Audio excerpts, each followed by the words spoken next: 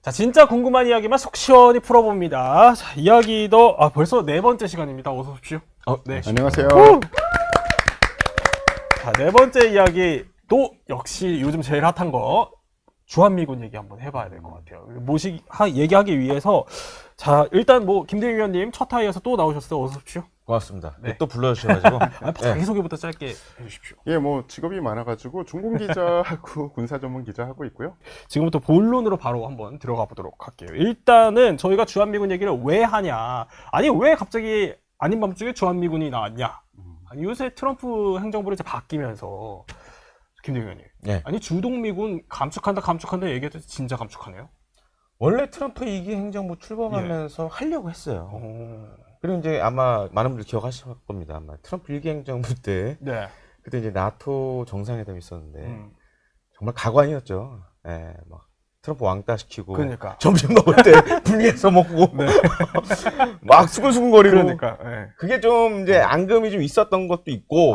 좀 또 앙금이 있어서 남아 앙금 있었죠. 있었고 또 한 가지로는 일단 기본적으로 지금 미국의 뭐 이 지금 군사 전략 관련된 거 네. 보면 앞으로 알아서들 하세요.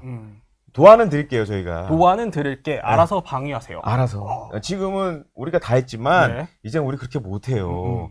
그러니까 잘 사는 너희들이 네네. 준비하세요. 이런 쪽으로 많이 바뀌고 있죠.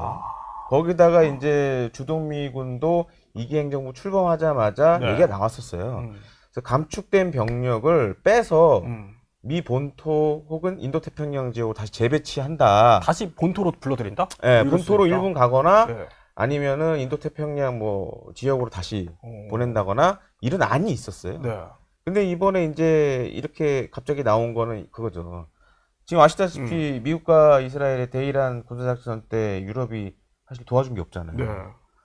물론 사실 미국 잘못도 있습니다. 보통 이제 과거의 걸프전이나 이라크전 때 같은 경우에는 전쟁하기 전에 미리 동맹국들과 어느 정도 상의를 하고 이런 협조를 좀 부탁한다라고 얘기를 했어야 되는데 이번엔 그게 없었어요. 끝나고 알려줬어요. 그럼 사전에 언질이 없었다? 그 시작하고 알려줬어요. 시작하고? 네, 그러다 보니까 이제 우리나라도 똑같이 빵 터지니까 그 다음에 와서 이제 설명을 해줬고. 네. 기분이 많이 나쁘죠, 유럽도. 그러니까요. 거기다 이제 네. 그린란드 문제도 있었고. 그러니까 지금 이제 여러 가지 악재들이 겹쳐서 터졌죠. 네. 아니 근데 태기 전에 유럽 이제 많이 다녀오셔서 아시잖아요. 주동미군이 얼마나 중요한지. 예. 특히 그 러시아 견제하는 데는 거의 핵심 중에 핵심인데 그렇죠. 이걸 건드려요? 예, 그런데 그 주제에 들어가기 전에 네. 지금 전체적인 상황에 대해서 좀 설명을 드리자면 트럼프가 굉장히 유능한 장사꾼인 건 맞는 것 같아요. 네. 유능한 사업가가 맞는 게 사실은 지금 군을 그냥 막 자기 마음대로 돌리고 이게 아니라 러시아 우크라이나 전쟁이 벌어졌고 그리고 이 미래의 미군을 어떻게 구성을 해야 될까라는 것을 아주 심도 있게 고민하는 시점이고 지금 막 바꾸는 시점이에요. 군의 체질 개선을 하고 있는 중이거든요. 네. 그런데 내 살이 하나는 독일에 가 있고 내 살이 하나는 어디에 가 있고 이거를 통합적으로 미래전에 맞게 미군을 획기적으로 효과적으로 바꾸기 되게 힘들거든요. 네, 네. 그러면 어쩔 수 없이 자기가 가지고 있는 이 부대들을 네. 어느 정도 재배치를 해야 돼요. 그리고 체질 개선을 해야 되는 거죠. 네. 그런데 그냥 우리 필요에 의해서 이렇게 할게라고 얘기하는 것보다 예. 그쪽 나라들은 왜 미군이 그 나라 혹은 그 지역에 주둔하겠습니까? 미군이 없으면은 안보에 큰 위협이 된다라는 네. 생각 하에 주둔해 있겠죠. 예. 그럴 때 뭐 다른 사람이었으면은 그냥 우리가 미래 계획에 따라서 우리 군을 재편성하는 거야라고 얘기할 수 있겠지만 트럼프는 그렇게 안 하거든요. 저는 이게 뭐 정식 명칭은 아니지만 트럼프의 주둔군 외교라고 생각을 합니다. 주둔군 외교? 네, 그러니까 일종의 카드로 뭐 쓴다? 그렇죠. 포함 외교가 있듯이 트럼프가 지금 트럼프 대통령이 지금 주둔군 외교를 어느 정도 넣은 거예요. 네. 그러니까 실리적으로 미군의 체질을 개선하면서 주둔군을 뺀다 만다 하면서 얻어낼 걸 최대한 얻어내려고 하는 거죠. 굉장히 영리하게 잘하고 있는 거고. 아니 근데 그렇다고 한들 아니 뭐 그건 알겠습니다. 이제 나중에 좀 뭐 재배치해서 얻을 이득도 있다고 한들 그래도 사전에 좀 언질도 좀 주고 하필 또 이런 시점에 앙금이 좀 남아있는 이 시점에 이렇게 하는 건 좀 너무 속 좁아 보이는 거 아닐까요? 그러니까 이제 한 가지 좀 안타까운 건 이게 사실은 이미 나토하고는 어느 정도 합의가 된 상황이었어요. 아 그래요? 왜냐하면 이제 미국 내 이 마가들, 특히 이제 보수 쪽에, 보수도 이제 좀 성향이 다른 경우도 있습니다. 그러니까 전통적인 보수들은 동맹과의 관계를 중요시하는데, 마가는 그렇진 않아요. 그러니까 이제 미국 우선주의로 이제 가고 있고 네. 하다 보니까.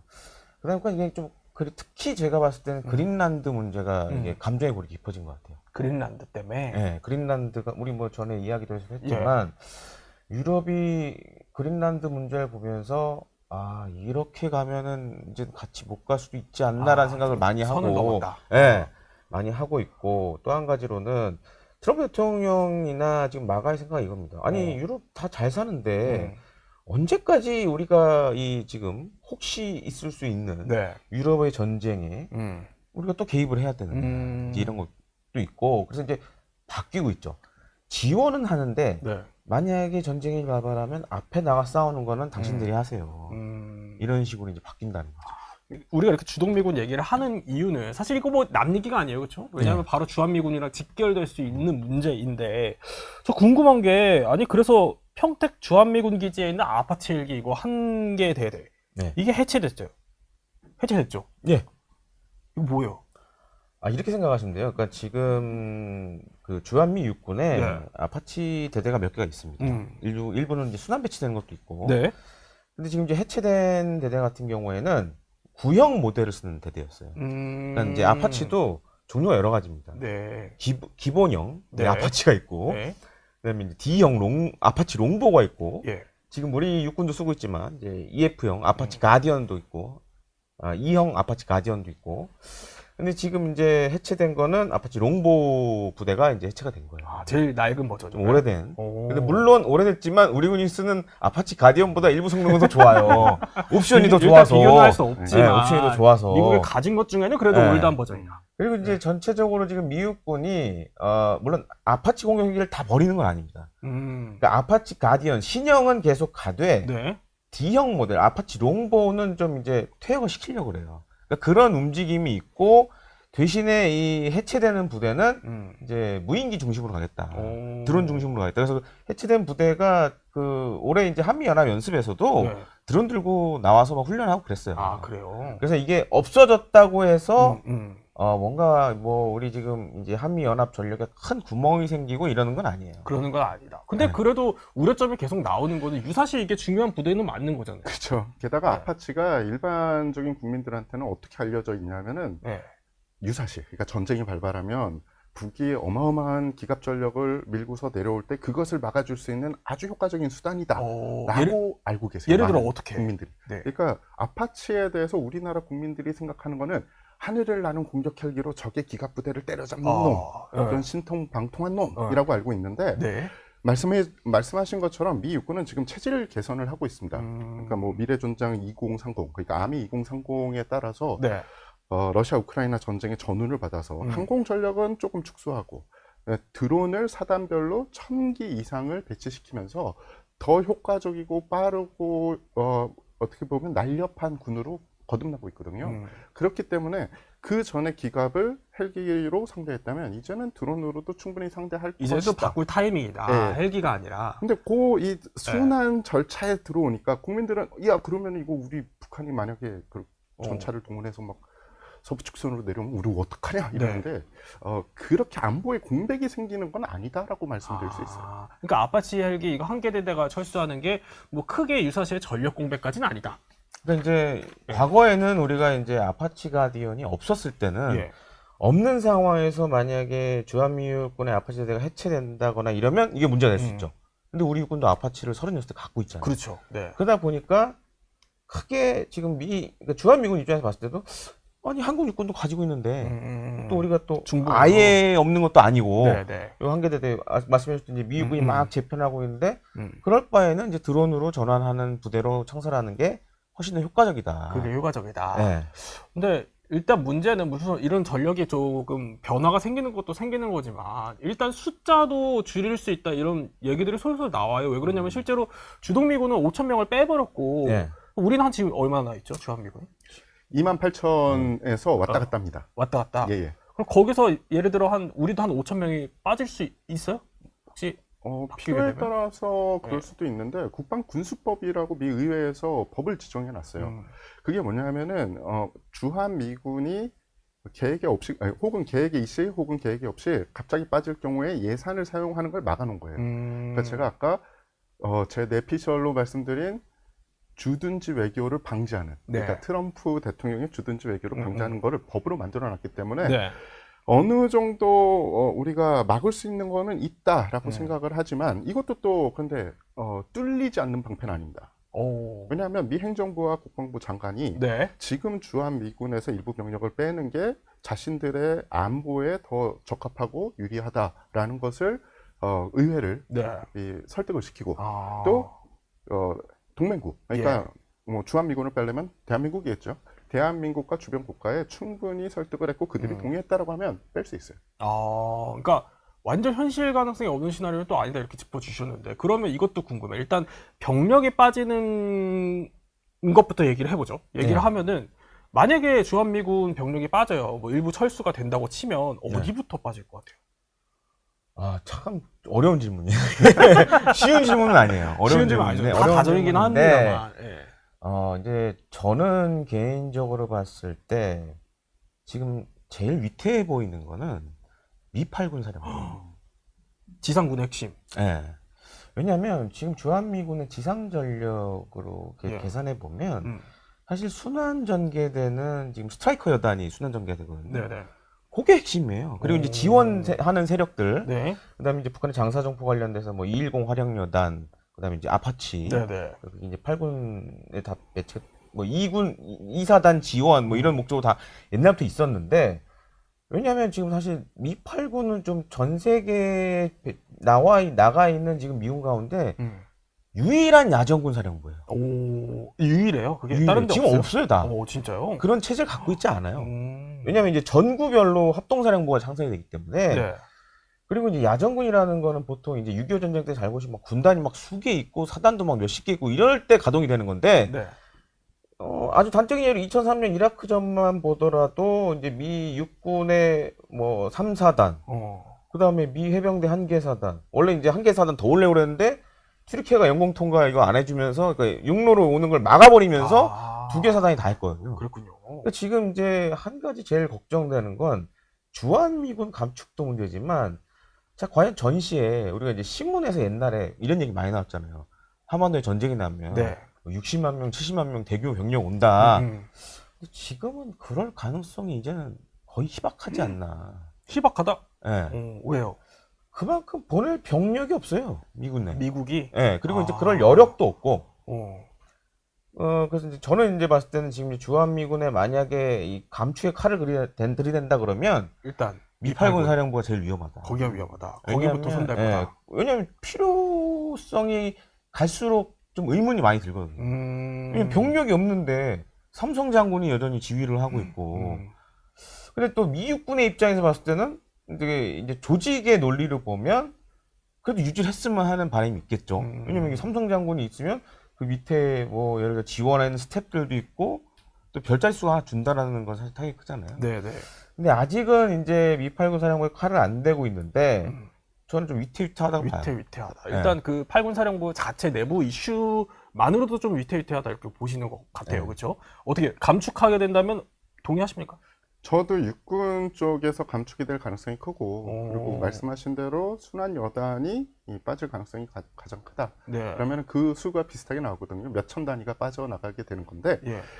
왜 그러냐 하면은 미국 쪽에서 보면 네. 사실은 이 주한 미군은 여태까지는 북한에 대한 대응하는 어떻게 보면은 군 세력이었어요. 네. 그런데 만약에 그들이 뭔가 좀 바꾼다 그러면은 대북 저지가 아니라 이제는 지역에 대한 균형 혹은 중국의 팽창을 막겠다. 그럼 사실 지상군 병력이 그렇게 중요하진 않거든요. 뭐 공군 병력이나 이쪽으로. 그렇죠. 그러니까 네. 공군은 꼭 필요하고 예. 해군도 필요합니다. 근데 지상군은 북한이 아니면 굳이 우리가 저게 투자해야 돼? 라는 생각을 하는 거죠. 할 수 있는 거죠. 네네. 그러니까 만약에 미국에서 주한미군의 병력을 빼자라고 하는 것은 그들이 전략적으로 결정을 할 거예요. 대북 저지에서 이제는 지역 균형으로 네. 바꾸자. 아니 근데 뭐 이제 아까 60만 80만 말씀하셔가지고 네. 김대영님 미8군이 만약에 정말로 일부 병력이 철수가 된다라고 가정을 하면 네. 이 미8군이 차지했던 그 지상군 병력의 역할을 우리가 대체할 수는 있습니까? 이렇게 보셔야 될 것 같아요. 지금 이제 그 미국의 생각은 이겁니다. 네. 트럼프 이기행 생각도 마찬가지고 지원을 해줄게. 지상 작전은 전적으로 이게 독일이 됐든 네. 유럽이 됐든 한국이 됐든 너희가 전담을 알아서 해라. 네, 지상전은 니네가 알아서 하시고요. 우리가 당신네들이 없는 공군 해군 전력은 도와드릴게요.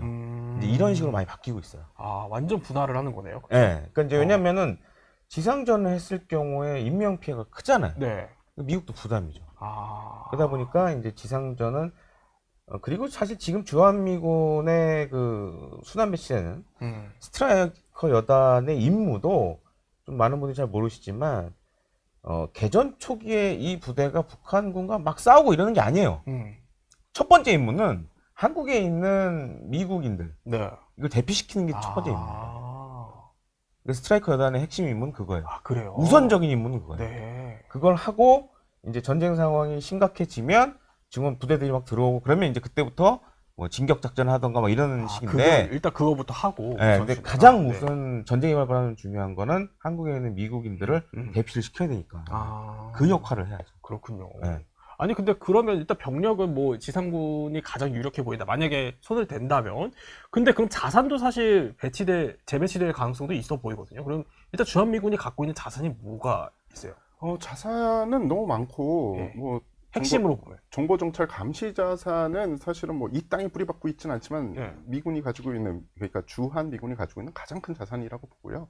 그리고 뭐 사드나 이런 것들, 패트리어트. 패트리어트 이런 네. 것들이 어떻게 보면 주요 자산 중에 하나죠. 음. 우리에게도 중요하고 그들에게도 중요한.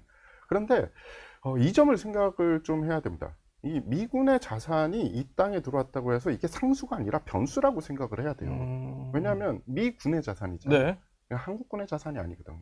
그래서 그들이 만약에 필요하다 그러면 우리에게도 아주 중요한 자산이지만 다른 곳으로 이동할 수 있어요. 이거 우리가 봤죠. 이번에 이란 전쟁에서. 네. 네. 간 거. 중동에 필요하니까 바로 옮겨갔잖아요. 네. 그 똑같습니다. 지금 있는 주한미군의 자산은 물론 이 중국 쪽을 대비해서 혹은 중국, 러시아, 북한을 대비해서 꼭 필요하니까 이곳에 박아놓은 자산이긴 하지만 네. 상수가 아니라 변수다. 아. 그러니까 우리 게 아니라 쟤네 아니 거다. 근데 변수라고 해도 일단은 사드 이번에 그 중동에 차출설 막 돌고 했을 때도 사실 이거 이렇게 빠져나가도 되는 거냐 사실 중동으로 막 여러 가지 얘기들이 있었거든요. 뭐 사드랑 패트리어트 괜찮은 거예요 그러면? 그러니까 이게 기준을 어떻게 놓고 보느냐의 문제인 것 같아요. 네. 그러니까 우리가 만약에 그런 유사 무기 체계가 없는 상황에서 나간다 그러면 네. 과거엔 그랬죠 실제로.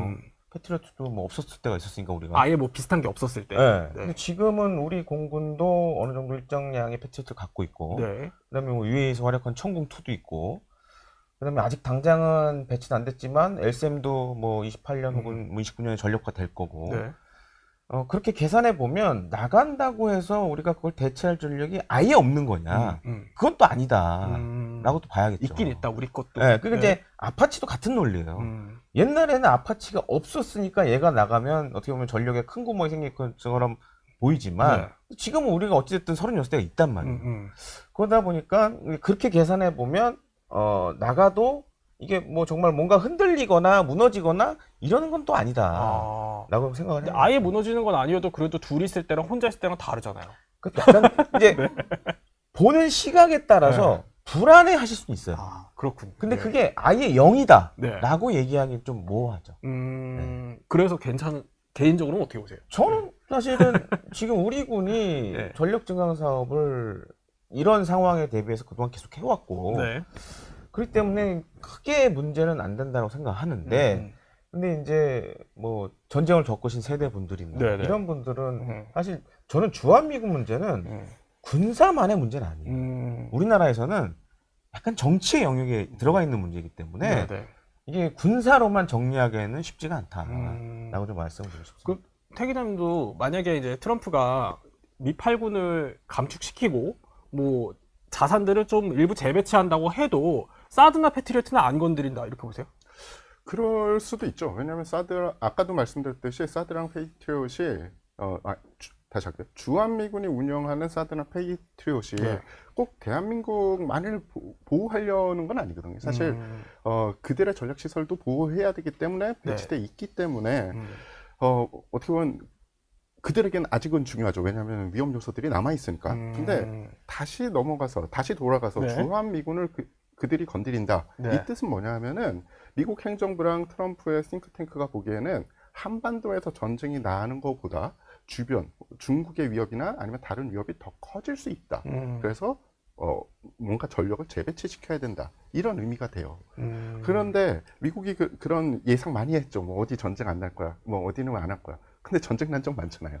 그니까요. 그렇게 해서 빠졌을 때 전쟁이 난다. 어. 그러면은 이게 상황이 어떻게 될 것인가. 아. 아까 그러면 그 질문으로 돌아가는 겁니다. 2개 있을 때가 좋냐, 1개 있을 때가 좋냐. 네. 2개 있을 때가 훨씬 낫죠. 전쟁. 그렇죠. 네. 아. 그래서 우리 입장에서는 지금 주한미군이 빠지는 것, 그리고 전작권 회수 혹은 전환하는 거, 네. 타이밍이 굉장히 중요해요. 그러니까 의원님이 말씀하신 것처럼 우리가 어느 정도 준비가 돼 있느냐, 그리고 지금 주변 환경의 안보 상황이 어떻게 돌아가느냐가 정말 중요해요. 그러니까 다른 요소, 뭐 정치적인 요소나 이런 것보단 네. 제 생각엔 그쪽이 훨씬 중요하다고 말씀드릴 수 있습니다. 일단 그러면 일단 우리가 가정 상황에서 계속 얘기를 하고 있지만 일단 이렇게 생각을 한번 해볼게요. 그러니까 미8군의 병력이 대폭 줄어버리고 일단 전략 자산 가운데 뭐 갖고 있는 자산들 가운데 뭐 사드 패트리어트가 빠졌다고 가정을 해보죠. 이랬을 때 만약에 한반도 유사시에 전쟁이 나면 어떻게 돼요? 아 근데 이제 오해를 하시면 안 되는 게 그렇게 해서 다 나갔다고 해서 네. 안 돌아오는 건 아니에요. 그렇죠. 네네. 기본적으로 유사시에는 지금 또 오니까. 기본적으로 네. 이제 어차피 증원 변력이 와야 되면 북한의 미사일 위협 있잖아요. 그렇기 때문에 이게 먼저 와야 됩니다. 그러니까 이번에 그 차출되는 것도 네네. 보면 사실은 이제 미국과 이스라엘의 대이란 군사작전 전에 미 본토나 있던 패트리어트나 사드 부대들이 먼저 갔어요. 공습 전에 먼저 가요 항상. 왜냐면 시설 보호를 해야 되니까. 네네. 그러니까 그렇게 따지면 만약에 그런 상황이 생기면 그런 전력이 우리도 돌아온다. 일단 오긴 온다. 감지를 하고 북한에 네. 이제 어떤 뭐 공습이 있을 거다. 예, 예상을 네. 하고 들어오죠. 그러니까 이제 일례로 이제 사드가 한 7개 지금 포대가 있는데, 네. 7, 8개 포대가 있는데, 하나는 성주에 있고, 지금 해외에 전개하고 있는 거. 성주, 괌에 있는데, 사실 이제 중동에는 그렇게 이제 고정 배치되는 게 없었어요. 그러니까 전쟁 전에 미리 이제 한 개 포대 보내고, 상황 봐가면서 이제 계속 보내거든요. 네네.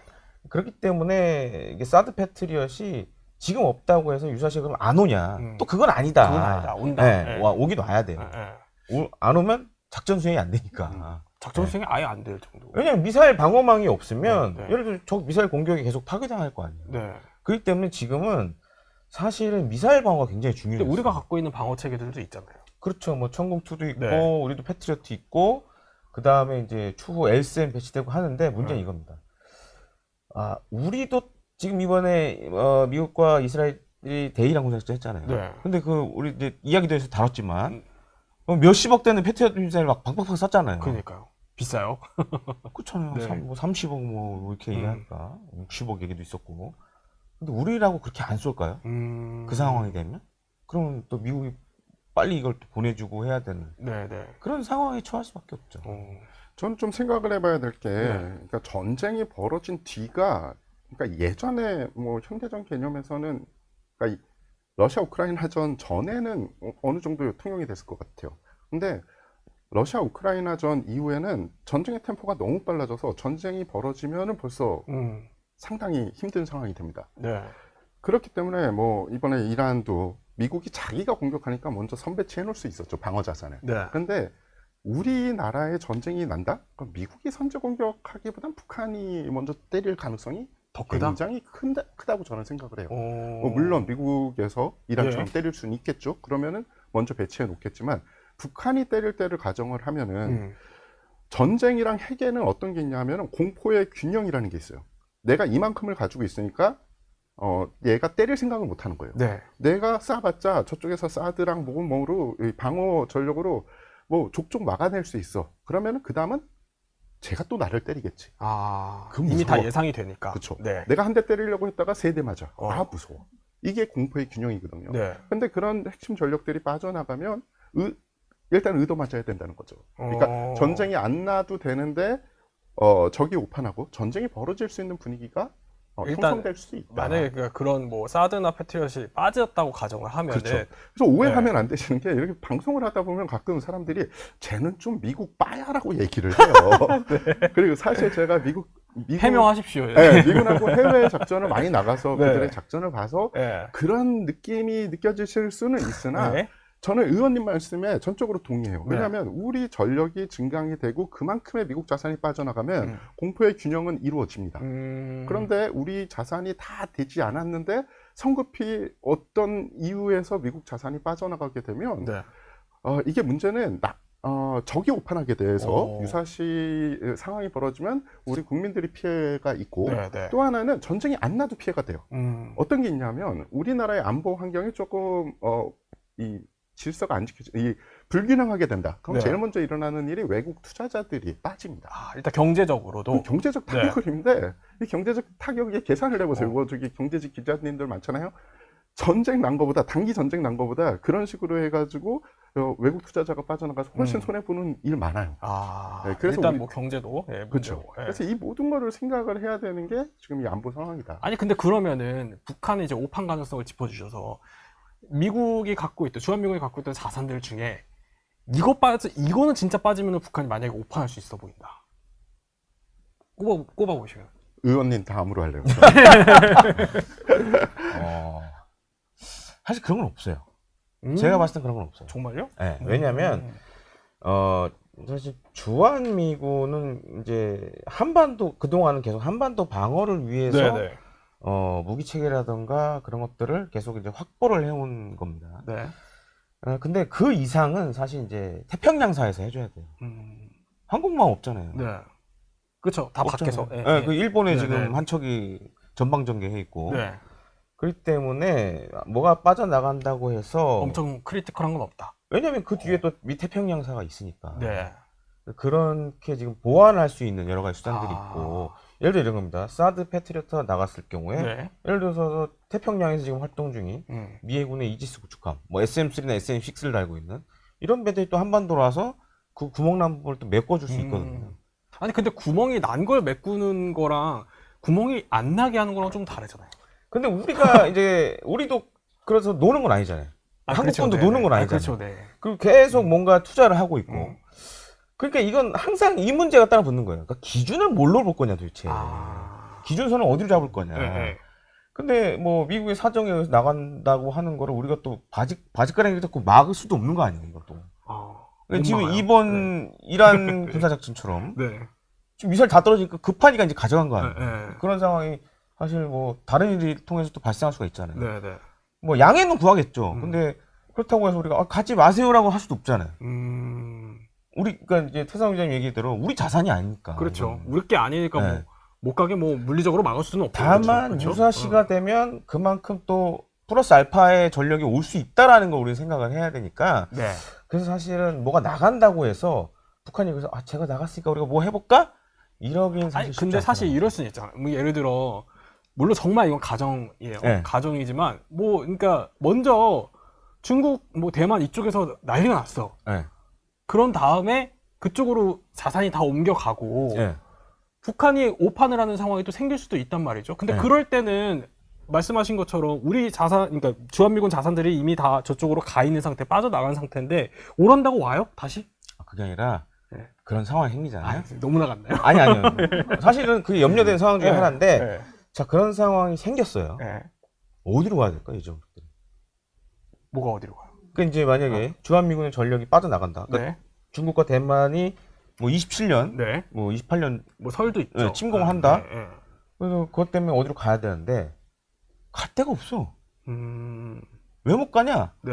이미 중국의 미사일에 의해서 네. 이쪽 동네 미군 기지는 다 박살나 있어요. 아. 그래서 최근에 작년에 네. 오키나와에 있던 미 해병대 한 몇천 명이 네. 저 괌 쪽으로 갑니다. 아. 왜냐면 더 이쪽 후방 쪽으로. 네.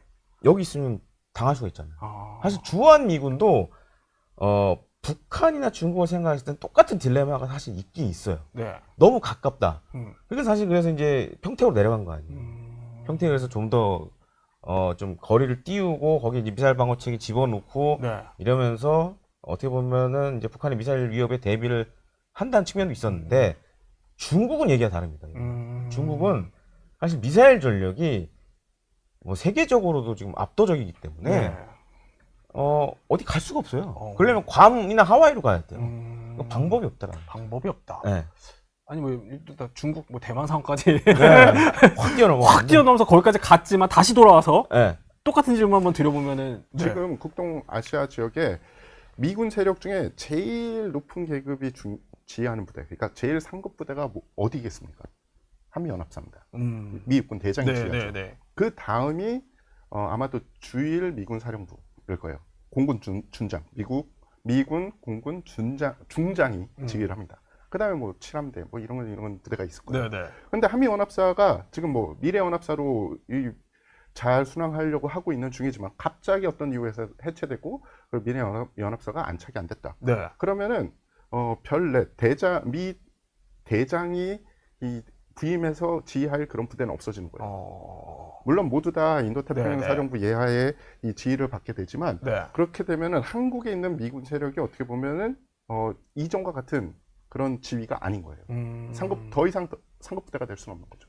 일단 뭐 그거는 전작권 관련된 또 이제 얘기니까 조금 더 뒤에서 저희가 예, 디테일하게 다뤄볼 텐데 일단 그러면은 이제 태 기자님은 뭐 자산 가운데서도 그래도 이것만큼은 좀 빠져나가면 안 된다, 크리티컬하다 보시는 거.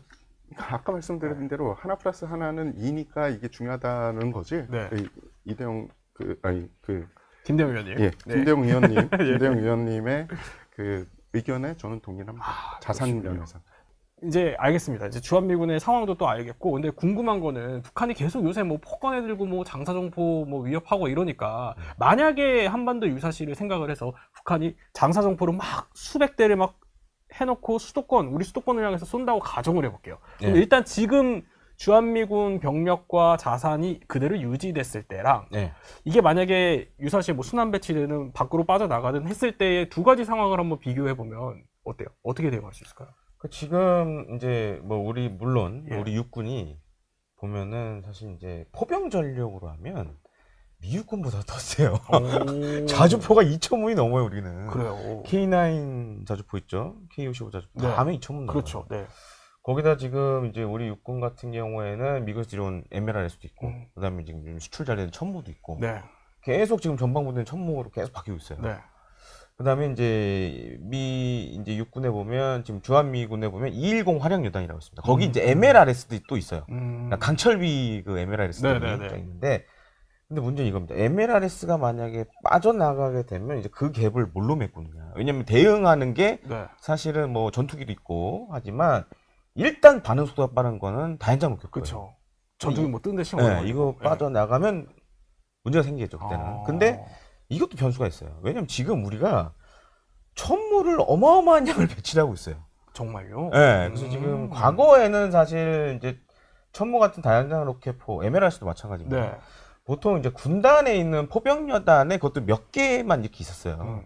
그래서 지금은 이제 전방에 있는 뭐 보병 사단에도 뭐 사격대 형식으로 배치가 돼 있고 그러니까 예전보다는 우리가 사실은 북한의 장사정포에 대응할 수 있는 대응 전력은 상당히 많아졌어요. 상당히 많다. 그러니까 심지어 제가 이제 한 몇 년 전에 저기 이제 취재 한번 갔었는데 제가 옛날에 이제 포병이었으니까 포병 출신이세요? 다연장 로켓포였으니까. 그래서 이제 갔었는데 그 아마 이제 박근혜 대통령 때 그때 기억들 하실 겁니다. DMZ에서 북한군이 지뢰 매설해 가지고 우리 목함지뢰 사건. 목함지뢰 사건. 다들 막 유서 쓰고 난리가 났어요. 난리도 아니었잖아요. 난리가 났어요. 그때 이제 다 작전 계획이 있었죠. 북한이 뭘 하면 우리도 그게 리액션을 해야 되잖아요. 그때는 이제 지휘 세력 원점 다 때리겠다라고 했었는데 근데 그때 그 이제 뭐 어떤 지휘관이 그런 얘기를 하셨대요. 야, 이렇게까지 많이 쏴야 되냐? 라고 할 정도로 일단 대응이 완전 확실해. 그때 만약 북한이 뭔가 돌발 행동하면 진짜 그때는 콩가루로 만들려고 그랬었어요. 정말요? 저도 기억이 나는데 제가 그때 이제 국방부 출입 기자실을 왔다 갔다 했던 때였는데 정말 그때는 그 국방부 관계자들의 눈빛이 달랐었어요. 그때 근데 진짜 장난 아니었어요, 보통. 그러니까 진짜 저도 복무지에 가서 더 피부로 와닿았었죠. 그래가지고 그때 진짜 눈에 처음 봤어요. 당국자들 눈에서 살기가 보이더라고요. 진짜요? 살기가 막 뛰면서 내일 북한이 뭘 하면 가만 안 있겠다고. 그래서 무슨 소리를 하는 거예요 지금. 그래서 제가 와이프한테 전화했잖아요. 빨리 여보 저기 큰일 날 수 있다. 편의점 가서 생수하고 햇반 사놔. 일단 쟁여놔라. 네. 어. 그러니까 이제 이 장사 정포 관련돼서는 사실 우리가 여러 가지 네. 지금 준비는 돼 있어요. 근데 만약에 이 상황에서 뭐 주한미군 MLS가 다 빠져나간다. 그랬을 경우에 약간 좀 공백이 있겠죠. 예. 다 빠져나간다. 만약에 다 빠져나가. 근데 아마 어떤 공백이요? 이제 화력상의 공백은 좀 생기겠죠. 근데 이제 그것도 사실 이제 제가 누차 말씀드리면 기준의 문제라. 아, 기준의 문제죠. 왜냐면 우리가 지금 많이 채워놨기 때문에 네. 그걸로도 어쩌면 커버 가능할 수 있다라고도 볼 수 있죠. 뭐 첫무부터 시작해서 참 말씀 들으니까 일단 뭐 든든하다 이런 생각이 들기는 합니다. 네. 어때요? 예, 뭐 말씀하신 게 저도 동의하고 네. 그런데 뭐 창과 방패의 게임을 남북이 계속하고 있어요. 뭐 한국은 한미연합조를 계속하고 있는 게 천무를 한국에서 그렇게 많이 생산을 하고 있지만 또 동시에 북한은 대구경 방사포를 또 무지하게 생산을 하고 있습니다. 네. 그래서 둘이 이 포병 전력으로 보면 이 조그만한 한반도에 그렇게 많은 포병 전력이 모여야 되나 이런 건데 결국 이 현대전 그리고 미래전에서는 누가 먼저 빨리 아느냐가 중요하거든요. 그래서 한미연합 이 정보정찰 감시 자산이 잘 돌아가느냐 안 돌아가느냐에 따라서 네. 우리가 아무리 강력한 주먹을 가졌어도 한두 대 맞을 걸로 끝내냐 아니면은 계속 얻어맞느냐 이게 네. 됩니다. 그래서 왜 그러면 우리가 조금은 그나마 안심할 수 있느냐? 북한도 알아요. 우리 한미연합 자산에서는 북한이 만약에 이상한 일을 벌린다, 그러니까 뭐 공격 행위를 네. 한다라고 하면 우리는 그럼 반격을 할 겁니다. 그리고 그 반격 계획에 따르면 3일에서 5일 내에 북한의 장사정포, 그러니까 우리를 공격할 수 있는 세력에 우리가 알고 있는 표적화된 것은 다 때려부실 거예요. 네. 뭐 묻고 따지지 말고 예. 때려부실 겁니다. 그래서 그런데 3월 동안 우리도 맞아야겠죠. 근데 정보정찰 감시 자산이 잘 안 돌아가고 그리고 표적화가 잘못돼 있다. 그러면 피해는 더 커질 거고요. 그런데 그 계획이 지금 아직까지는 한미연합 전력을 가지고 구상돼 있단 네. 말이죠. 근데 MLRS가 갑자기 훅 빠진다. 그럼 아무래도 빈틈이 날 수밖에 없는 겁니다. 자, 우리 이렇게 주한미군 철수, 뭐 일부 감축, 또 전략 자산의 뭐 재배치, 뭐 이런 얘기까지 쭉 다 해봤지만 어쨌든 뭐 최상의 시나리오는 이런 일이 벌어지지 않는 게 그렇죠? 최상의 시나리오일 텐데 아니 잠깐만 여쭤보면은 그럼 트럼프가 네. 이 주한미군의 병력이든 자산이든 일부 건드릴 가능성 임기 내에 어떻게 보십니까? 전 가능성이 있다고 봐요. 있다고 보고, 그러니까 이게 이겁니다. 이제 북한이 됐든 지금 중국이 됐든 주한미군은 딜레마를 가질 수밖에 없어요. 너무 가까운 데 있다 지금. 그래서 사실은 저는 개인적으로 봤을 때 그래서 사실 미8군 얘기도 한 거고. 네. 굳이 여기, 그러니까 제가 한국인 떠나서 그냥 아예 객관적인 입장으로 봤을 때 네. 과연 저 미8군 사령부 필요할까라는 의문점은 항상 있어요. 그리고 예를 들어서 이겁니다.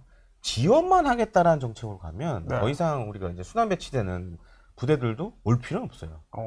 왜냐면 한국군이 다 할 수 있기 때문에. 네. 그래서 이제 그런 측면으로 가게 되면 이제 지상군에 대한 뭔가 조정이 있겠죠. 약간 인식의 차이의 문제는 그렇죠. 그러니까 이제 한국도 잘 사는 나라고. 예.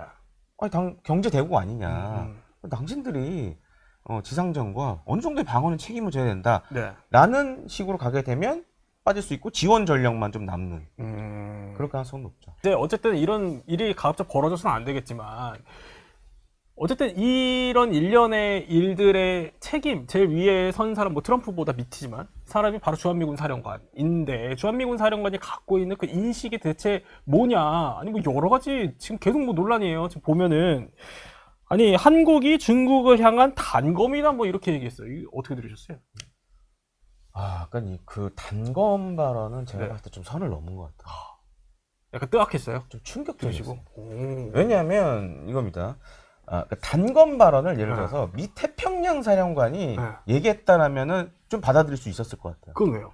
왜냐하면 미 태평양 사령관은 인도 태평양 지역 전체를 보고 얘기를 하는 거니까. 좀 판을 크게 더 크게 그러면 뭐 한국이 예를 들어서 네. 한반도가 중국의 단검 역할을 할 수 있다. 네. 그런데 주한미군 사령관은 어찌됐든 지금은 이제 이 한반도, 그러니까 KTO, 한국 전구를 담당하는 사령관이란 말이에요. 네. 근데 이건 사실 좀 미묘한 문제가 있습니다. 왜냐면은, 자, 우리나라와 중국이 물론 네. 불편한 관계긴 하지만 공식적인 외교 관계를 맺고 있는 나라예요. 적대국은 아닙니다. 네. 그렇죠. 그런 상황에서 주한미군 사령관이 저렇게 얘기를 하면 우리 뭐해? 우리 정부의 포지션이 굉장히 난감해지죠. 예. 그런 측면에 봤을 때는 이게 약간 저는 두 가지로 봐요. 우리를 좀 더 난처하게 하려는 그런 전략인가? 첫 예. 번째로는 좀 약간 브론사령관이 이렇게 생각하는 것 같아요. 그 이제 뭐 감축 얘기해 주셨지만 예. 실제로 그런 좀 압박이 있는 거 아니냐. 네. 그러니까 그런 걸 조금 상쇄하기 위해서 이래서 필요합니다. 주한미군이 라고 얘기를 하고 있는 건지. 오히려 역으로 네. 이렇게 네. 주한미군 그래서 필요하다. 네. 대중국 전쟁을 위해서 핵심적인 부대다. 그래서 주한미군 사령관이 이제 총대 메고 그 얘기 한 거다. 전 좀 그렇게 봐요. 그러니까 이거는 사실 주한미군 사령관이 할 얘기는 아니거든요. 선을 넘어서 한 얘기. 네. 그러니까 약간 그런 느낌이 좀 많이 들어요. 그러길 바라시는 거 아니에요? 그런 것보다는 네. 전에 주한미군 사령관은 이런 발언을 하질 않았는데 거의 그냥 이렇게 뭐 기사화된 적이 거의 없어요. 네. 그죠? 그리고 이게 처음이 아니라 수위가 점점점 높아져서 지금 단검까지 간 거거든요. 봤을 때는 아니 굳이 저런 얘기 안 해도 되는데 네, 네. 왜 할까라고 생각해 보면 그런 이제 뭔가 움직임이 있어서 저러는 거 아닐까라는 좀 생각이 많이 들죠. 우리 태 기자님 생각 어때요? 저는 의원님이 얘기한 그 옵션 중에 2번 옵션이 맞지 않을까라는 생각을 해요. 그러니까 뭐 이게 단검, 항공모함이라고 이야기하면서 그분이 아무리 별 넷이라고 해도 네. 사실은 말씀하신 것처럼 주한미군 사령관이 할 수 있는 워딩은 아니에요. 근데 그 워딩을 왜 꺼냈을까? 왜냐, 주한미군 사령관 그분 와봤자 2년에서 4년 있다 가는 사람입니다. 네. 그럼 굳이 이렇게 정치적인 오해를 받을 수 있는 언어를 꺼낼 필요 없거든요. 근데 미 군부에서도 지금 어떤 이야기가 오고 가냐 하면 네. 트럼프 대통령이 어차피 일기에서 네. 주한미군 철수에 대해서 건드렸단 말입니다. 네. 근데 미군 내에서는 주한미군에 대한 중요성을 아는 장군들 그리고 전략가들이 많아요. 그 사람들이 그럼 이 대통령한테 어떻게 어필을 할 수 있을까? 사실 어필할 수 있는 방법이 별로 없어요. 트럼프 대통령은 아침, 점심, 저녁이 기분이 살짝씩 다 다르다고 알려져 있는 사람이잖아요. 그러니까 좀 강수를 둔 거 아니냐. 사실 배수의 진을 쳤다. 뭐 네, 브런튼 장군이 뭐 단검이다, 항공모함이라고 얘기를 해봤자 뭐 네. 인도 태평양에서 그거는 다 알고 있었던 사실인 것뿐이에요. 괜히 불편한 얘기를 했던 거지. 그래서 의원님 말씀대로 불편한 얘기지만 주한미군이 이렇게 중요한 존재니 네. 좀 건드리지 않았으면 좋지 않겠냐라는 것을 한 것 같은데 저는 이 브론튼 사령관의 이력을 보면 델타포스 출신이에요. 그러니까 특수 부대? 예, 네. 미 육군의 제일 엘리트들만 뽑아는 그 부대인데 네. 뭐 여러 번 소개했고 이야기 더해서도 제가 또 네. 썰을 말씀하셨죠. 푼 적이 있지 않습니까? 예, 예. 거기 보면은 사실은 이 셀렉션이라고 어떻게 보면은 통과 과정이 있어요. 그걸 거쳐야지 대원이 되는데 장교들도 동일하게 다 통과해야 됩니다. 그 다음에 어떻게 보면 사자무리잖아요. 네. 이 사자무리들을 이 사자무리들의 이 야수성을 알면서 그러면서도 어떻게 하면 냉혹하게 냉철하게 작전 지휘를 하느냐에 대해서 장교들은 다시 재교육을 시켜요. 그거를 다 통과한. 배우고 그리고 많은 작전을 갔다 온 사람이 이 사람이에요. 그러니까 전략 전술적으로 내가 어떤 말을 해야 되고 하지 말아야 되는지를 아는 사람이 이 얘기를 했다는 거죠. 네. 그러면 고도의 계산된. 그렇죠. 돌발 행동은 아니다. 라는 게 저의 생각입니다. 그렇군요. 아니 근데 사실 중국은 당연히 발끈하고 이거에 대해서 근데 우리도 약간 미묘하게 물론 뭐 공식 입장이 나온 건 아닙니다만 우리도 약간 미묘하게 이거 좀 부정적으로 볼 수도 있긴 하잖아요. 우리도 기분 나쁠 수 있잖아요. 단검을. 그러니까 전에는 사실 이제 미국이 이 단어를 불편했죠. 인계철선. 네. 그러니까 주한미군 인계철선에 대한 그쵸. 네네. 네, 얘기를 많이 했죠. 사실 그건 제가 봐도 되게 좀 기분 나쁜 얘기예요. 주한미군 입장에서. 그렇죠. 네. 미국 입장에서 봤을 때는. 네. 근데 단검은 사실 좀 비슷하다고 좀 봅니다. 왜냐하면 우리가 지금 중국하고 적대적 관계는 아니잖아요. 그렇죠. 네. 근데 거기서 갑자기 이제 자꾸 이제 단검이라고 얘기를 하니까 네. 우리 정부 그렇게 생각 안 하는데. 그러니까요. 그러니까 이제 좀 난감해지는 거죠. 그리고 이제 또 더 골 때린 거는 또 주중 대사관이 발끈했잖아요. 네. 한국에는 중국 대사관이 우리도 발끈했잖아요. 외교적으로. 예. 그러니까 이게 굉장히 우리 입장이 난처해질 수밖에 없다. 라는 생각이 들죠. 그럼 일단 이 브론슨 사령관 지금 단검으로 제일 논란이긴 하지만 이거 말고도 뭐 여러 가지 논란들이 있었어요. 그 전에 차차차 뭐 아까 빌드업처럼 말씀을 하셔가지고 그렇죠. 네. 뭐 지도 뒤집고 막 이런 것도 있었잖아요. 그렇죠? 네. 그때는 어떤 반응이셨어요? 사실은 이제 저는 이제 관심을 많이 갖는 것 중에 하나가 이제 중국 대만 관계거든요. 네. 저는 한 2017년부터 오. 뒤집어 놨었어요, 계속. 한반도 중심으로 뒤집어 놨었어요. 그래서 맨날 이렇게 보고 있거든요. 네. 어떻게 오. 하면은, 이게 사실은 똑같은 원리예요, 이게. 그러니까 이제 작전을 해야 되는 사람 중에서는 지도를 볼 수밖에 없어요. 근데 그렇게 보면 새로운 시각으로 접근이 가능하죠. 네네. 그리고 그건 뭐겠어요? 그만큼 주한미군 중요하다. 계속적으로 지금 강조를 역설적으로 하고 있는 거예요. 강조하고 네, 있는 역설적으로 거다. 계속 강조를 네. 하고 있는 거예요. 아. 그래서 저는 그렇게 좀 받아들였죠. 일단 이 사람이 누군지도 궁금해요. 이제 어쨌든 간에 역설적으로 강조를 하든 아니면 뭐 고도의 계산된 정치적 발언이든 혹은 뭐 일각에서는 이 사람이 뭐 트럼프 쪽으로 계속 줄대려고 예, 뭐 그러는 거 아니냐 뭐 이런 해석들도 나옵니다. 조심스럽긴 합니다만 이 사람 대체 누굽니까? 아까도 말씀드렸듯이 그냥 뭐 일반적인 장군이라기보다는 특수작전도 통이고 그리고 뭐 일반적인 지휘도 굉장히 잘했던 사람으로 알려져 있고요. 특히 이 사람은 사관학교 출신이 아니에요. 아 사관학교 또 아니에요? 그냥 예. 일반 대학 나와가지고 장교로 인간해서 네. 여기까지 온 사람이기 때문에 어떻게 보면 더 특출난 면이 있다라고 볼 수 있고요. 그리고 뭐 이 사람의 정말 속내에 들어가 본 적은 없지만 네. 어떤 정치인한테 붙어가지고 별 하나 더 따고 싶다 혹은 더 높은 지위로 가고 싶다 이런 생각을 할 만한 위인은 안 되는 것 같아요. 그런데 그럼에도 불구하고 자기가 어떤 말을 해야 되고 어떤 말을 하면 안 되는지에 대해서 알기 때문에 네. 가끔 언론에서 이 브런슨 사령관의 개인적인 일탈로 몰고 가는데 그런 것 같진 않아요. 그리고 사실 트럼프 대통령, 트럼프 행정부에게 잘 보이기 위해서는 단검 항공모함이라는 얘기하면 안 돼요. 아 오히려. 네, 왜냐하면 트럼프 대통령은 주한미군을 빼고 싶어 하잖아요. 네. 전작권도 넘겨주고 주한미군도 빼. 뭐 이런 어떻게 보면은 네. 뉘앙스를 풍기는데 인계철선 일대가 중국의 인계철선 일대가 위협적입니까? 단검 일대가 위협적입니까? 단검 일대가 더 위협적이죠. 그렇죠. 네. 중국 대사관에서 발끈했다는 것도 저는 이해가 돼요. 왜냐하면 인계철선 일대는 건너서 지나가다가 치지만 않으면 되거든요. 네. 단검일 때는 얘기가 다르죠. 지금 뭐 대만도 신경 써야 되고 뭐 해야 되는데 미국이 아무리 다른 쪽에서 전쟁을 한다고 해도 미국의 어떤 전력이 있는 어떤 지역에 우리가 그쪽이 단검이라고 이야기하면 중국에서는 신경이 쓰일 수밖에 없죠. 그 단검이 찌르든 안 찌르든. 이렇게 딱 설명을 해주시니까 좀 어느 정도 이해가 됐어요. 정말 뭐 역설적으로 이걸 강조하기 위한 고도의 전략일 수도 있겠다 이런 생각이 들기도 하고요. 근데 일단 뭐 브런슨 사령관이지만 지금 제일 또 관심인 거는 이 전작권. 네. 이거 전작권 가지고도 사실 시기 가지고 네. 지금 브런슨 사령관이랑 계속 또 미묘하게 이 사람은 왜 시기를 우리보다 좀 더 늦춰서 얘기하냐. 네. 이것도 논란이잖아요. 이건 어떻게 봐야 돼요? 저는 브런 사령관 얘기가 맞다고 봐요. 2029년? 네, 조건에 맞는 전작권을 해야지 시기에 맞는 전작권 전환을 하면은 그건 좀 불안하죠. 그리고 이겁니다. 전작권의 사실 가장 큰 조건은 이거예요. 자, 전시작전 통제권이 한국군에게 전환됐을 때의 한반도, 그러니까 북한, 중국 주변의 안보 상황이 어떠냐. 네. 이게 핵심이에요, 사실은. 근데 지금 29년이 됐든 네. 자, 북한은 이미 어찌됐든 우리가 인정은 안 하지만 네. 핵은 갖고 있죠. 그다음에 중국 계속 군사적으로 거의 G2가 돼가고 있죠 지금. 어떤 부분은 지금 미국을 앞서가는 부분도 있고. 그럼 이런 안보 상황에서 전환을 해야 될까요? 라는 이제 물음표가 생길 수 있죠. 이렇게 좀 중차대한 상황에서. 네, 그러니까 이제 예를 들어서 이겁니다. 북한이 만약에 비핵화를 하고 네. 뭐 중국의 그런 위협이 줄어든다. 그러면 생각해 볼 수 있겠죠.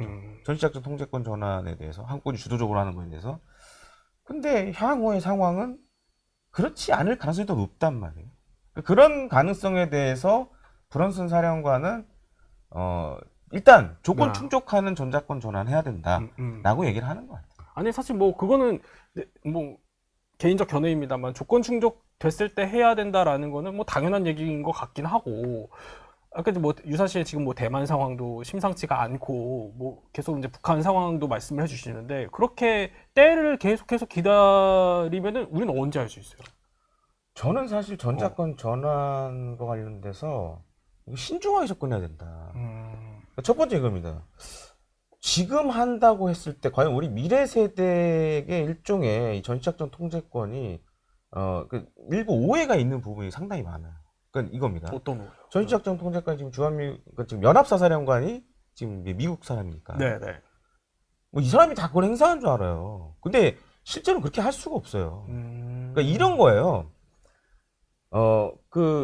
지금 이제 연합사 사령관은 한미 양국 그 군 통수권자, 그다음에 합참의장, 국방부 장관의 명령을 수행한 사람이에요.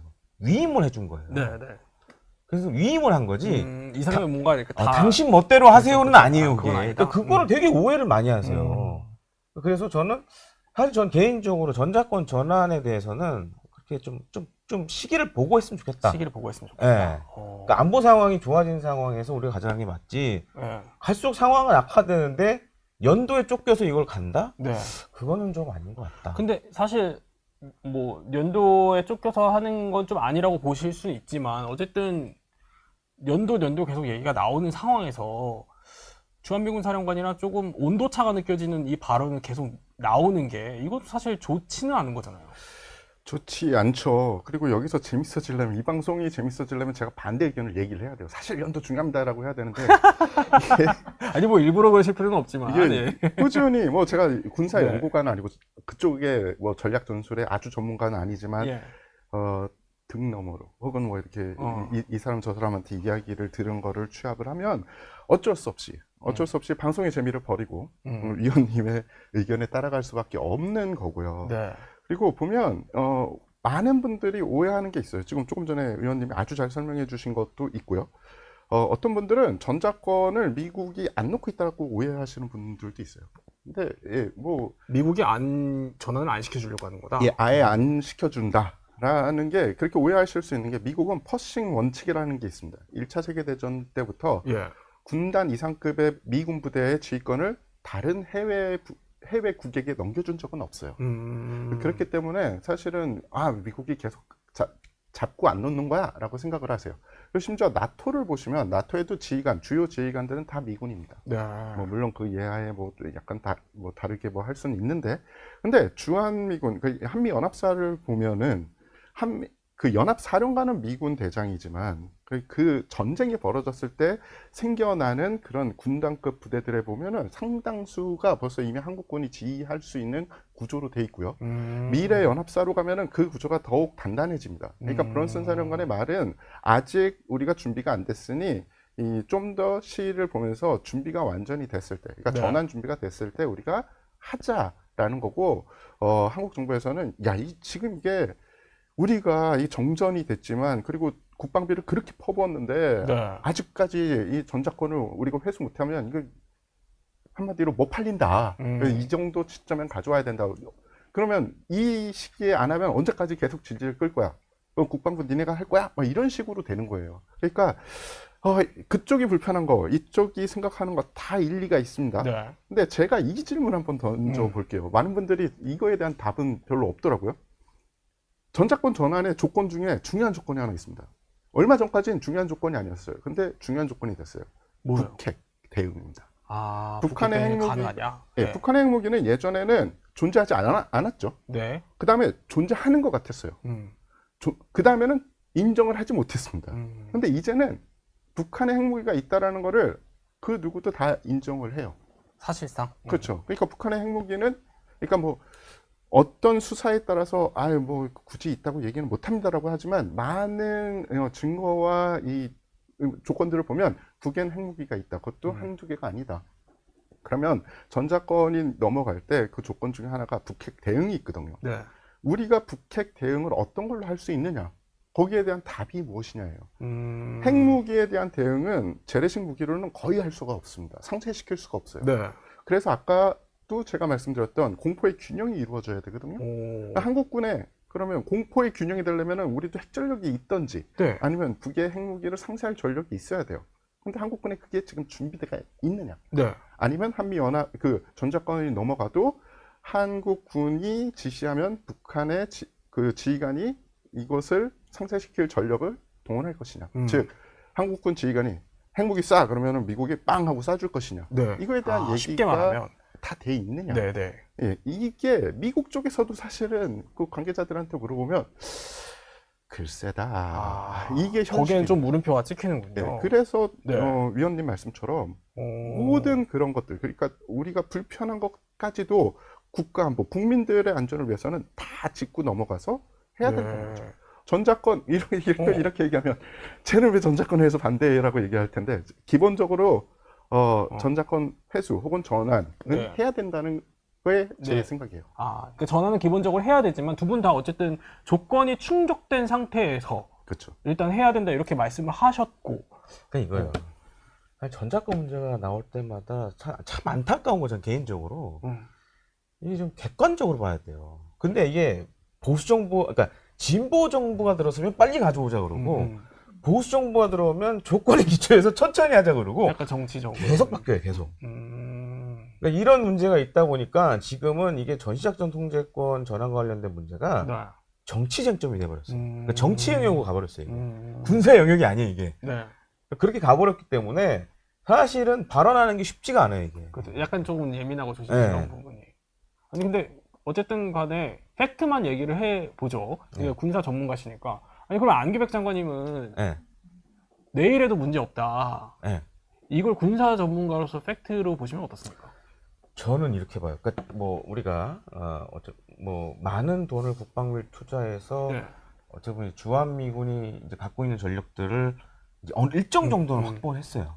뭐 4.25 사업에서 정찰 정도 들여왔고 글로벌 워크를 가져오고 했는데 다 근데 이제 장비 관련된 문제 빼고 그다음에 작전이나 운용 관련된 거 사실 이게 핵심이에요. 저 쉽게 설명하면 이렇게 표현을 하고 싶어요. 자, 우리 축구 국가대표 네. 감독을 네.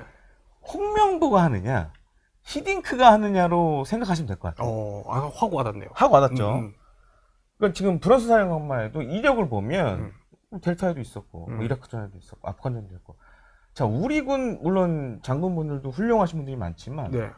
출전해본 적이 없잖아요. 음. 근데 이제 프랑스 사령관, 미 측 사령관들은 어찌 됐든 실전 경험을 다 갖고 있고, 자, 그럼 이거는 도대체 뭘로 메꿀 거냐?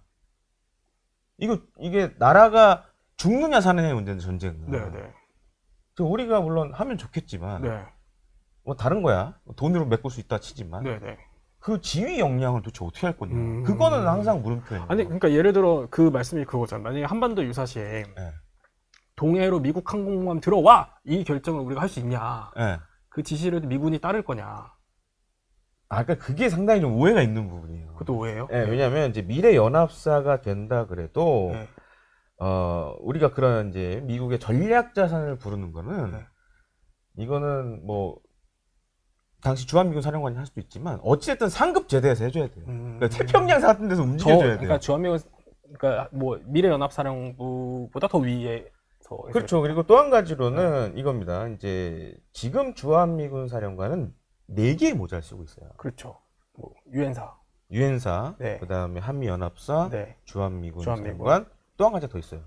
뭔가요? 한국 내 최선임 미군 장교. 아. 그래서 미 전쟁부의 행정 사무를 일부 담당을 하는 부분이 있어요. 4개의 모자를 쓰고 있다고 얘기를 해요. 네네. 근데 지금 만약에 이제 미래연합사로 해가지고 우리 사성장군이 뭐 사령관이 되고 부사령관도 사성장군인 주한미군 사령관이 된다. 그것도 문제더라고요. 그것도 뭐 저는 그렇게 사실 할까 그거는 말까. 문제라고는 보진 않아요. 아. 왜냐하면 이제 태 기자님도 얘기하셨지만 네.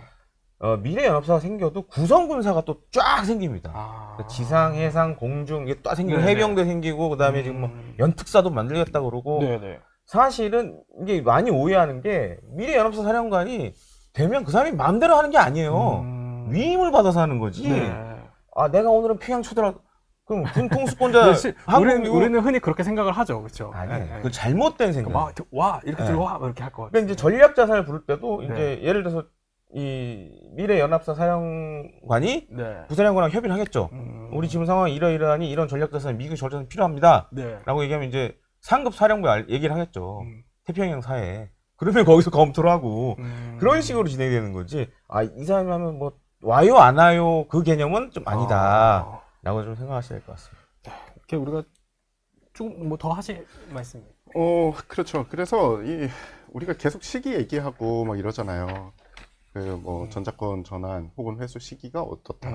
근데 이게 우리가 준비됐다 혹은 뭐 미국이 전환시킬 준비가 됐다도 있지만 변수가 외부에도 많아요. 심지어 우리 내부에도 있어요. 네. 그 중에 하나가 뭐냐면은 체질이 군대 체질이 두 국가의 군 체질이 바뀌었어요. 미군은 지금 지휘결심까지 다 AI가 합니다. 한국은 그걸 따라가려고 하지만 아직 그게 아니에요. 네. 쉽게 얘기해서 우리가 쓰는 전화기랑 그쪽에 쓰는 전화기가 다르다고 보시면 돼요. 이게 통화가 안 되는 거예요. 안 될 수가 있는 거예요. 그런 간극을 다 줄여놔야지 이제 미래전은 그야말로 나노초 단위로 결정을 하고 결심을 하고서 해야 되잖아요. 그게 안 되는 거예요. 옛날처럼 대통령이 혹은 뭐 사령관이 자 우리 항공모함 어디 있는가 이게 안 돼요. 벌써 항공모함 위치는 다 알고 있고 결정이 돼서 결심을 내리면 바로 와야 되는 게 미래전이거든요. 그래서 그걸 모두 할 수 있고 양측이 다 준비가 됐느냐 안 됐느냐가 중요하고요. 또 하나의 변수는 어떻게 보면 좀 불편한 진실인데 지금 우리가 인구 절벽이잖아요. 네. 군인들이 별로 없어요. 네, 병력 수가 줄어들 수밖에 없어서 지금 전방에서 어떤 얘기가 나오냐면 장비는 많은데 운영할 인원이 없다. 사람이 없다. 네. 진짜. 진짜요? 그러니까 계속 우리가 예전 숫자를 가지고 우리가 할 수 있습니다, 할 수 있습니다라고 하지 말고 지금 네. 북한이 그거 하고 있거든요. 그러니까 허수인 병사들, 그러니까 그쪽도 인구 절벽이에요. 거기도 출산율이 낮더라고요. 이게 둘 다 똑같아요. 예. 다행인 건 그쪽도 뭐 인구 절벽인데 네. 걔네들은 그러니까 그쪽은 허수를 가지고서 계속 우리 할 수 있습니다, 할 수 있습니다 이거예요. 근데 우리는 그러면 안 되죠. 실질적으로 우리가 부족한 거 이거 따져서 정말 유사시 어떻게 해서 국민을 지킬 수 있는지에 대한 확실한 실수가 있어야 돼요. 출산율까지 고려를 해서. 맞습니다. 네. 그래서 얼마나 뭐 지금 뭐 100만 드론 전사 육성 뭐 이런 얘기를 하시는데 네. 제가 보기에는 심지어 정말 군에 대해 잘 모르는 분들도 그걸로 돼? 라는 약간 좀 불안해 하시거든요. 안보에 관해서. 그래서 그거보다 더 아주 잘 짜여진 그리고 제대로 이 군대와 정부가 국민들을 지켜주겠소 라는 게 국민들한테 딱 올려줘야지 네. 그때 전자권 회수에도 뭐 국민들의 성향 뭐 상관없이 다 그래 가져오자 네. 이게 나지 않을까 싶어요. 지금 사실 뭐 정치적으로 접근할 문제가 아니라 정말 우리 안보를 위해서였죠. 군사적으로 착착 아주 신중하게 좀 접근해야 될 것 같다라는 생각이 들긴 합니다. 이제 우리가 쭉 이런 얘기를 하는 거는 요즘 정세가 너무 요동을 쳐요, 그렇죠? 뭐 중동뿐만이 아니라 이제 뭐 아까 중국 대만 얘기도 그렇고 지금 뭐 북한 상황도 심상치 않고 뭐 이러다 보니까 주한미군 어떻게 되는 거냐, 뭐 전작권은 도대체 어떻게 되는 거냐 우려하시는 분들이 너무 많아서 위원님, 네. 딱 하나만 이건 해야 된다, 이건 이렇게 해야 된다 이런 거 있어요? 그러니까 이건 있습니다. 주한미군의 역사는 주한미군이 사실 이제 6.25 전쟁 때부터 이제 주둔하기 시작하고 네. 그 이전에 이제 뭐 군사 고문단도 있었고 해방과 함께 들어오긴 했지만 6.25 전쟁 이후의 역사는 사실 따져보면 감축의 역사였어요. 계속 줄어들었어요. 그러니까 한미연합사도 만든 건 사실 이제 78년도에 한미연합사 창설이 된 건 그 전에는 이제 많은 분들 잘 모르지만 전평시 작전 통제권이 유엔사에 있었어요. 근데 그거를 이제 주한미군 병력이 계속 줄어드니 이제 박정희 대통령이 정말 붙잡았죠. 네. 그러니까 야 우리가 우리 군 병력을 합쳐서 한미연합군단도 만들고 해서 어떻게 보면 지금 이제 연합사라는 게 보면 이제 나토를 많이 참고를 해서 만든 거거든요.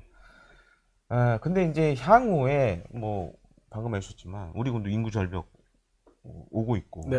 그러니까 지금 미국도 보면 동맹국이 지상전 알아서 하시고요. 그러니까 한 번의 변화는 더 있을 것 같아요. 그러니까 연합사 체제가 뭐 말씀하신 대로 미래 연합사로 갈 수도 있고, 그러기 위해서는 사실 우리가 준비해야 될 게 되게 많아요. 뭐 국방비도 많이 써야 되지만. 저는 이게 제일 중요합니다. 그러니까 물론 우리 군에 훌륭하신 장성분들 많지만 우린 실전 경험이 없잖아요. 그동안 안 싸워봤어요. 네. 자, 이거를 어떻게 메꿀 거냐에 대해서 좀 고민을 많이 해봐야 돼요. 그 고민이 사실 제일 우선순위여야겠네요. 그러니까 지금 이게 우리가 가져오는 게 중요한 게 아니라 가져왔을 때 이걸 행사를 하려면 그만큼의 노하우도 있어야 되고, 물론 이제 우리가 한미연합 사령부 하면서 같이 일을 하면서 하지만 사실은 그 이상의 능력을 갖고 있어야 돼요. 그러니까 그런 부분에 대해서 사실은 어떻게 이걸 갭을 메꿀 거냐에 대해서 좀 진지한 고민이 필요하다. 네. 그냥 연도에 맞춰서 뭘 하겠다? 글쎄요. 그래서 잘못되면 그걸 피해보는 건 사실 미래 세대인데, 그래서 그거를 좀 심각하게 좀 고민을 하셔야 된다. 네. 이거는 그 말씀을 드리고 싶습니다. 저희가 이제 또 유튜브다 보니까 끝날 때는 항상 좋아요, 구독, 댓글, 알림 설정 이거 한번 구글 해주셔야 됩니다. 알겠습니다. 네. 좋아요, 좋아요, 구독, 알림 설정, 댓글까지 살려주세요. 알려주세요.